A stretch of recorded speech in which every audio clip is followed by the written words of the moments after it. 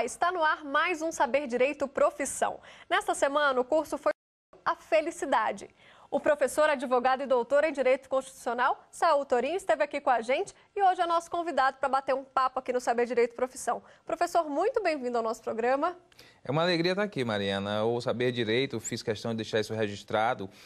O primeiro programa foi em 2008, nós estamos em 2018, então são 10 anos de uma profunda transformação na mente de inúmeros jovens, adultos interessados no direito e outros temas da vida que o Saber Direito propicia ao país. Para mim é uma honra estar aqui. A honra é toda nossa, professor. Obrigada por, ao longo desses anos, nos agraciar com o seu conhecimento também. Vamos começar, então, falando um pouquinho sobre essa vontade de estudar Direito. Nos bastidores, você já me falava que a mãe era professora, o pai era médico, tinha uma expectativa também dos pais de você não seguir essa carreira jurídica e ir para a medicina? Tinha sim, a geração dos meus pais é uma geração de médicos. Então, meu pai é médico, o irmão da minha mãe é médico, meu padrinho é médico, uma geração de vários médicos.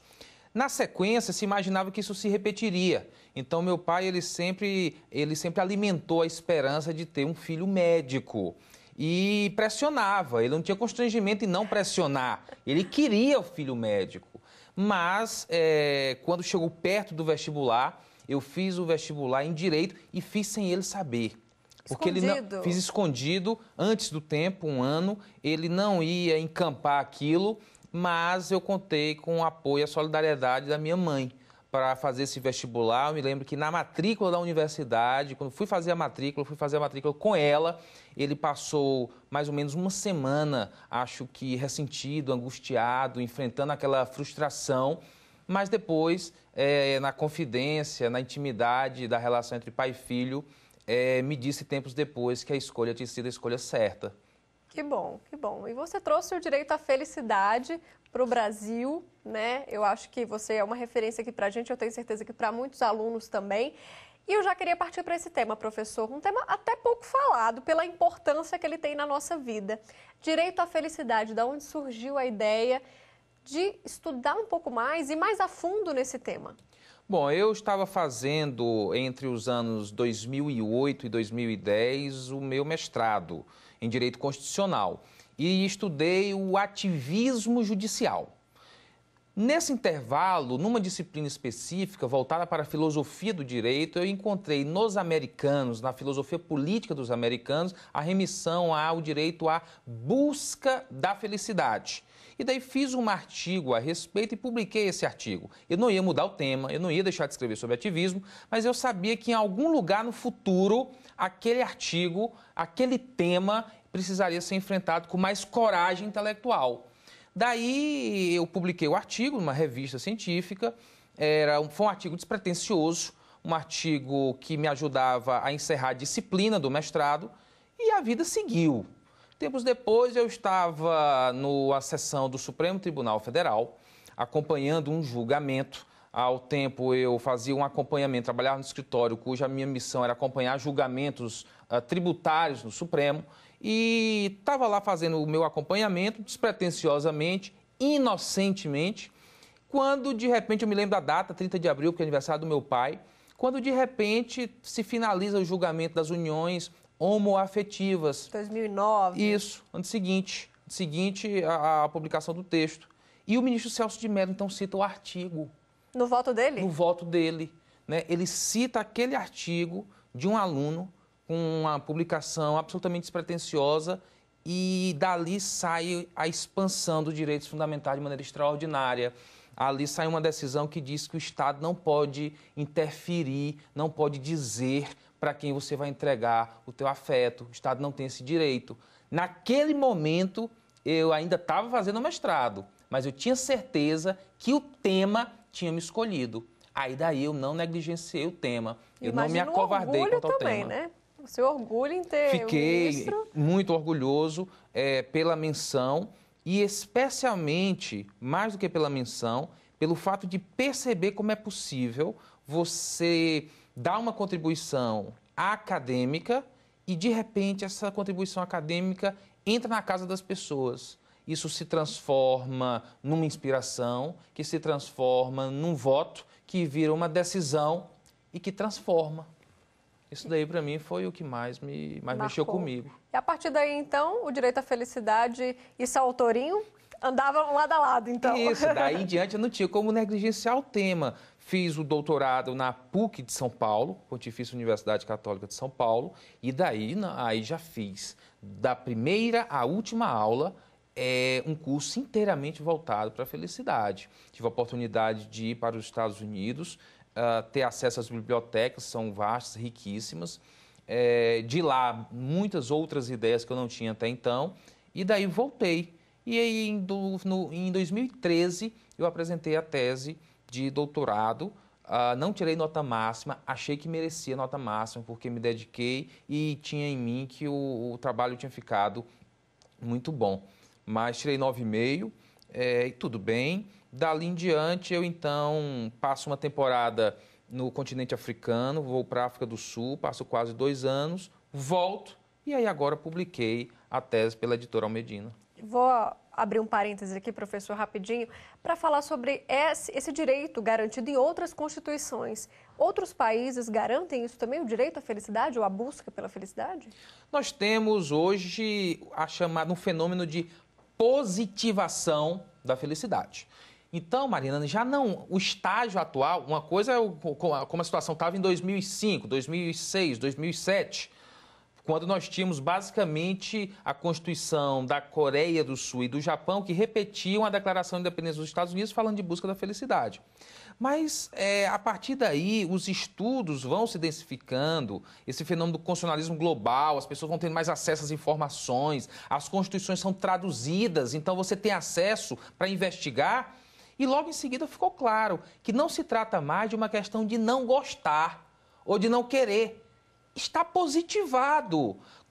Continente africano, Constituição da Nigéria, Constituição de Gana, Constituição da Libéria, Constituição da Namíbia, Constituição de Seychelles, Constituição da Suazilândia, Japão já falei, Coreia já falei. Nós temos nos Estados Unidos, são 50 estados da federação, 33 constituições estaduais dispondo a respeito disso. Então já não é mais uma questão de não gostar ou qual conceito. Foi positivado. Cabe ao investigador se debruçar em relação ao tema. E mais, olha, Mariana, os economistas não usam a palavra felicidade ou happiness, ela é muito associada aos filósofos. Os economistas não usam muito felicidade, eles usam bem-estar.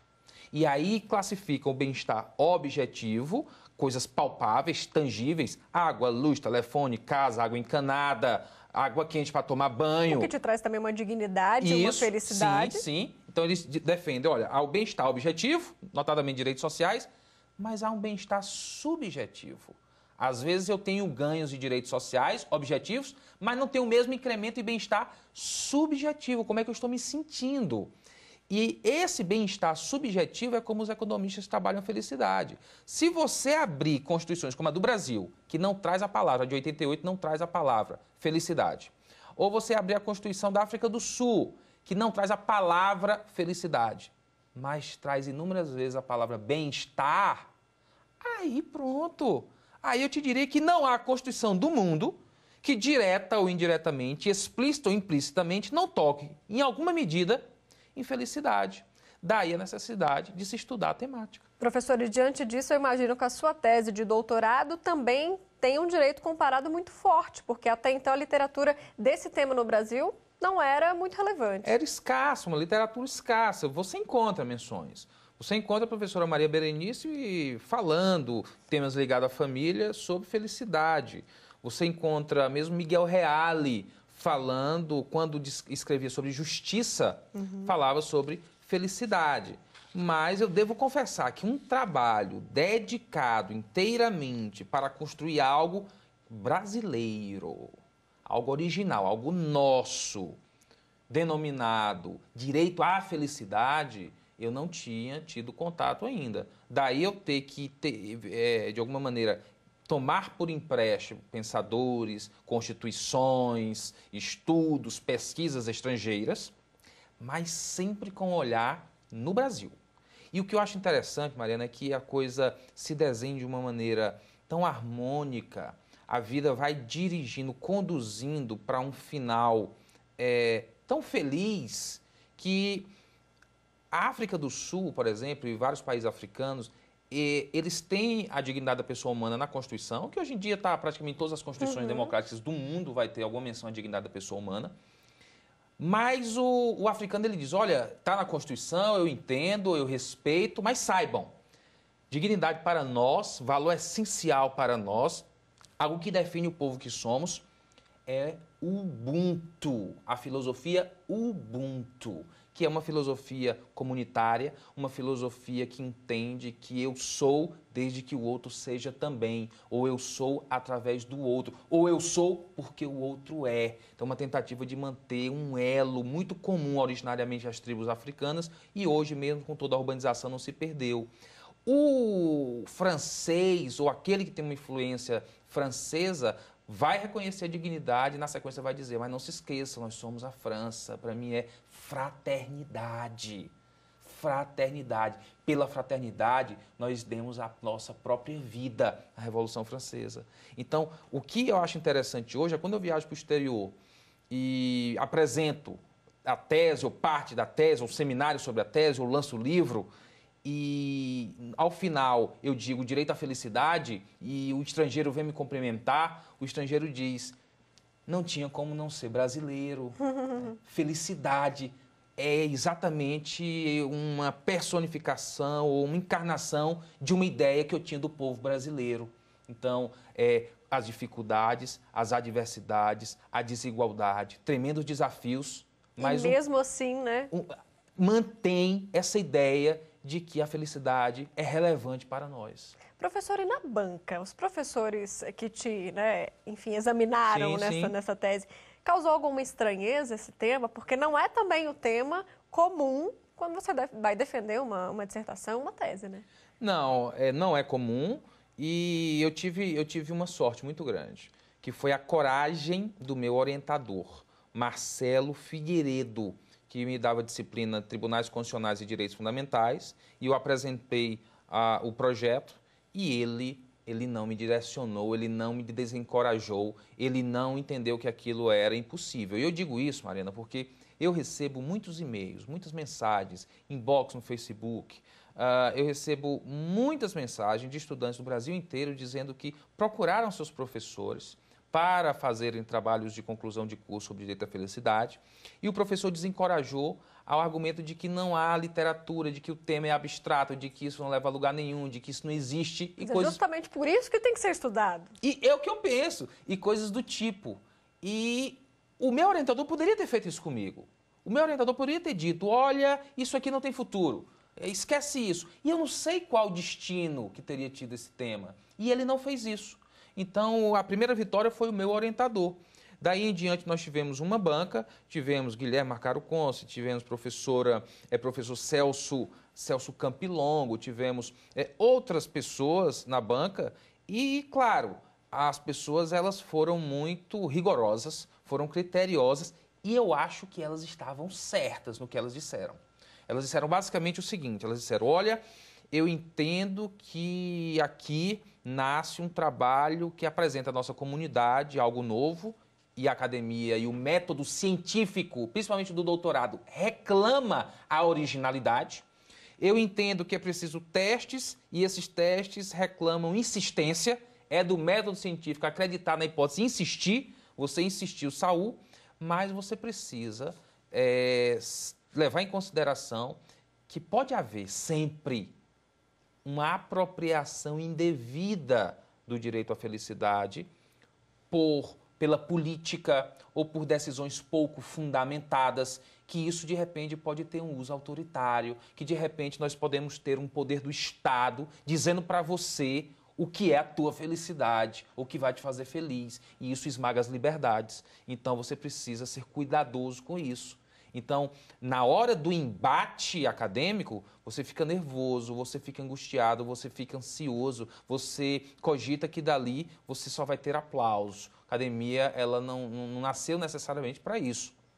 Então, a minha apresentação, eu acho que ela me convidou a ser responsável por esse tema, a ser cuidadoso com esse tema, a explorá-lo da melhor maneira possível. E eu tenho tentado ser leal a esse pedido dos meus avaliadores. Eu tenho certeza que você tem conseguido, professor. Te peço agora um minutinho, a gente faz uma rápida pausa, vamos ao intervalo. Daqui a pouco tem mais bate-papo aqui no Saber Direito Profissão.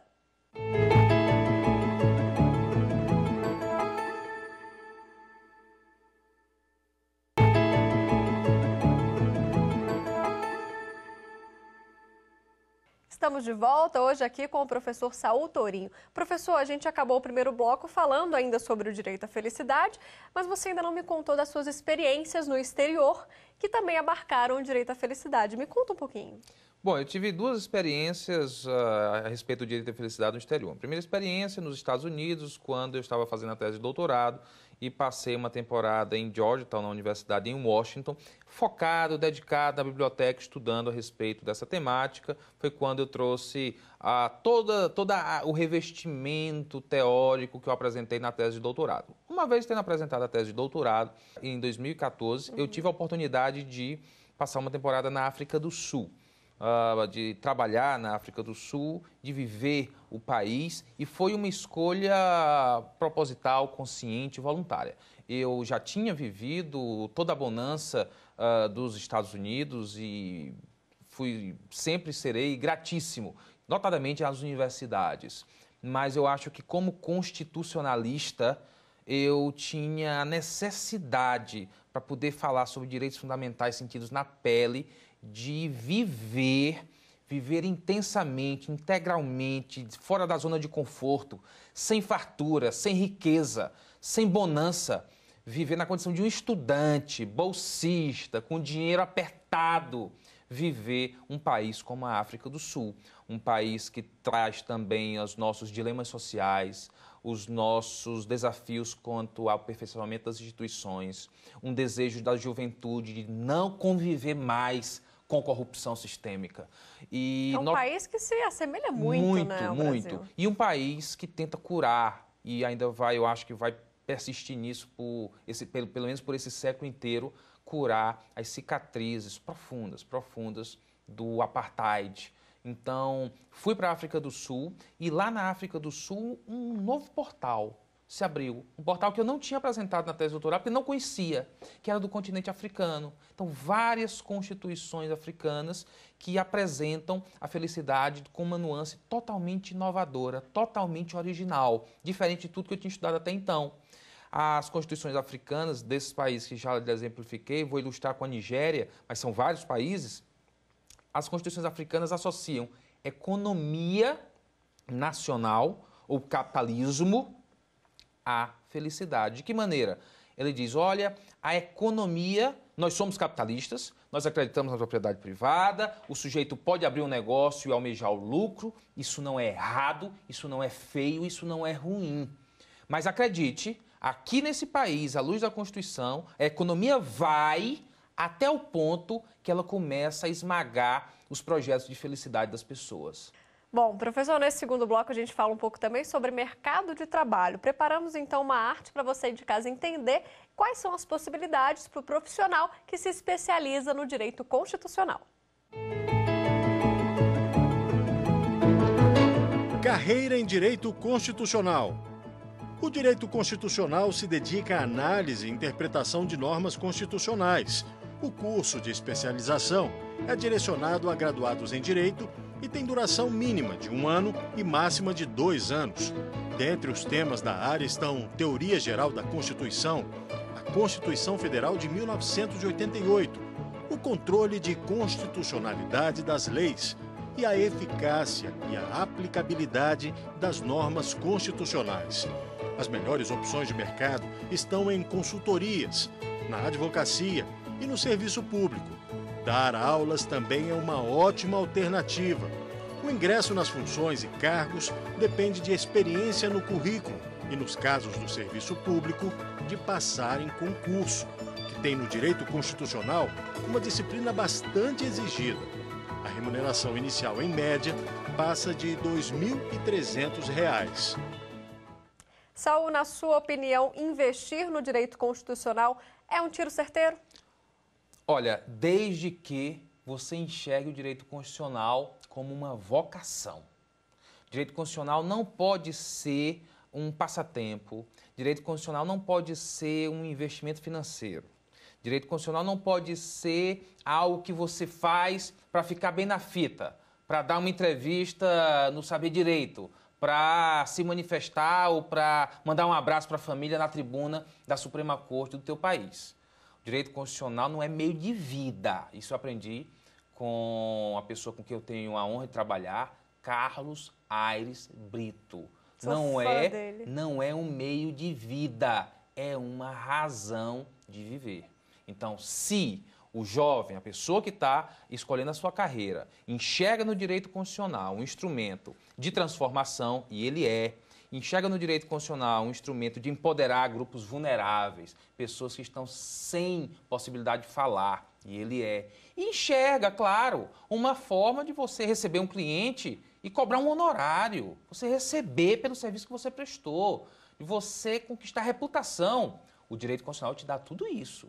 O direito constitucional te dá subsistência, o direito constitucional te dá dignidade, o direito constitucional não te deixa se apresentar na sociedade com vergonha de si mesmo, te dá reputação. Mas para fazer tudo isso que eu acabei de falar, você tem que sentir como uma vocação.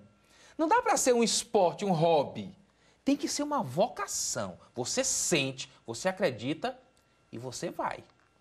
Bacana, muito bacana. Professor, agora fora, né, da tribuna, quais são as possibilidades para quem estuda o direito constitucional? Existe um ramo no concurso? Existe um ramo na advocacia privada? Me conta um pouquinho. Olha, eu tenho várias possibilidades na minha vida e na vida dos meus amigos.